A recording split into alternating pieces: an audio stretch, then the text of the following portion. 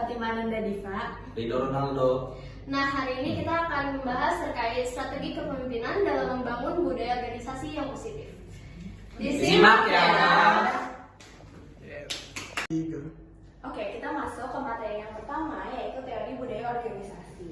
Jadi budaya organisasi adalah sistem nilai, keyakinan, norma, dan kebiasaan yang dikembangkan bersama oleh anggota organisasi dan menjadi pedoman dalam bertindak serta berinteraksi. Nah, teori budaya organisasi itu yang terkenal tuh ada dua. Yang pertama ada teori Edgar Schein. Budaya organisasi terdiri dari 3 level. Yang pertama artefak. Artefak itu hal-hal yang tampak seperti simbol, logo, pakaian, dan ritual. Selanjutnya ada nilai-nilai yang dianut, yaitu prinsip atau standar perilaku yang diyakini. Dan yang terakhir ada asumsi dasar, yaitu keyakinan mendalam yang sulit diubah dan membentuk perilaku anggota. Nah, teori selanjutnya itu ada teori dari Hofstede.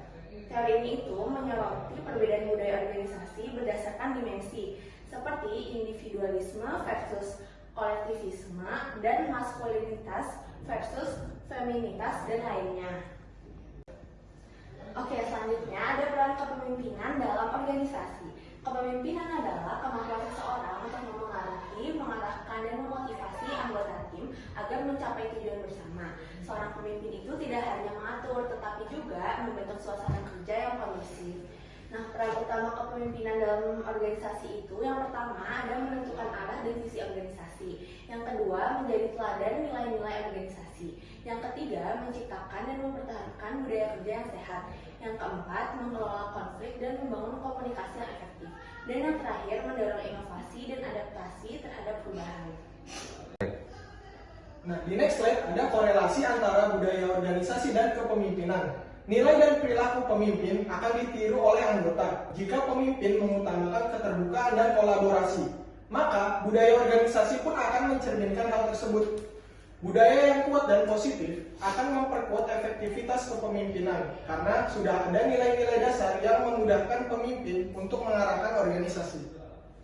Oke, di sini ada studi kasus tentang mengelola konflik budaya dalam akuisisi perusahaan. Sebuah perusahaan teknologi baru saja mengakuisisi startup kecil yang memiliki budaya kerja yang sangat berbeda. Perusahaan induk memiliki budaya kerja yang formal dan berbasis prosedur, sementara startup memiliki budaya yang lebih fleksibel dan informal. CEO perusahaan induk, Parudi, harus menemukan cara untuk menyatukan kedua budaya ini tanpa kehilangan keunggulan kompetitif dari masing-masing perusahaan. Nah, tantangannya, karyawan dari startup merasa budaya mereka terancam oleh sistem kerja perusahaan induk. Manajemen perusahaan induk merasa perlu menegakkan aturan yang lebih ketat agar integrasi berjalan lancar.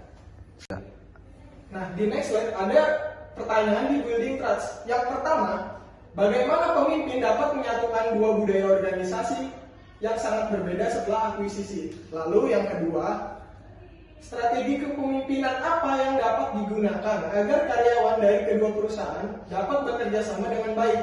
Lalu yang ketiga, apa peran komunikasi dalam memastikan transisi budaya organisasi berjalan dengan baik?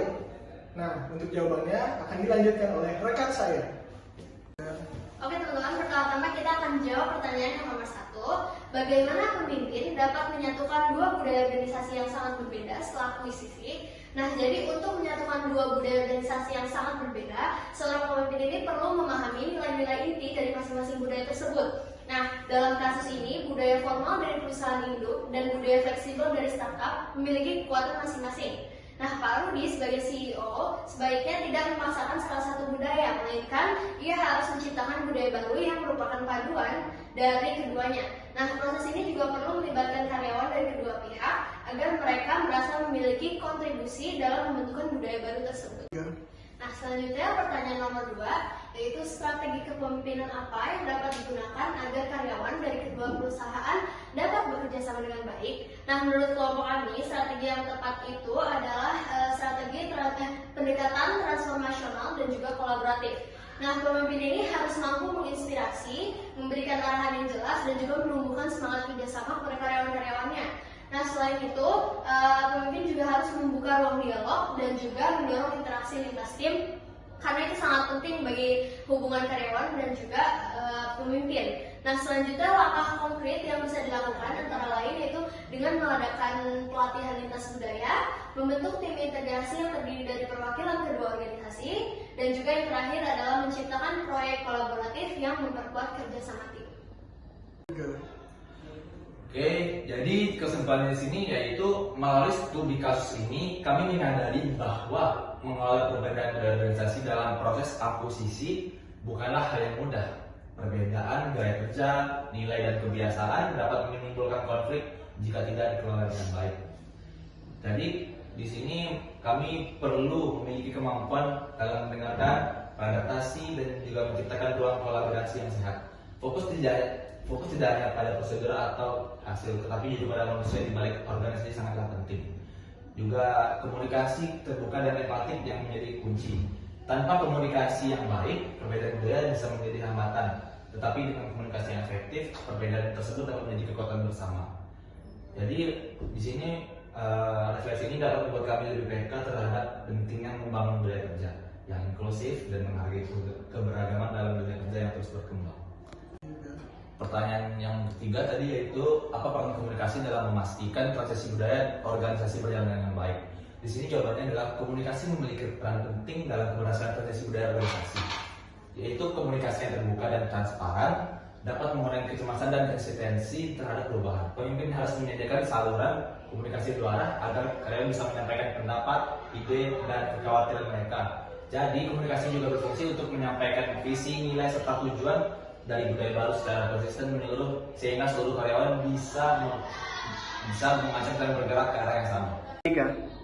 Sekian paparan materi dari kelompok kami, kurang lebihnya mohon maaf, semoga bermanfaat. Terima kasih. Wassalamualaikum warahmatullahi wabarakatuh.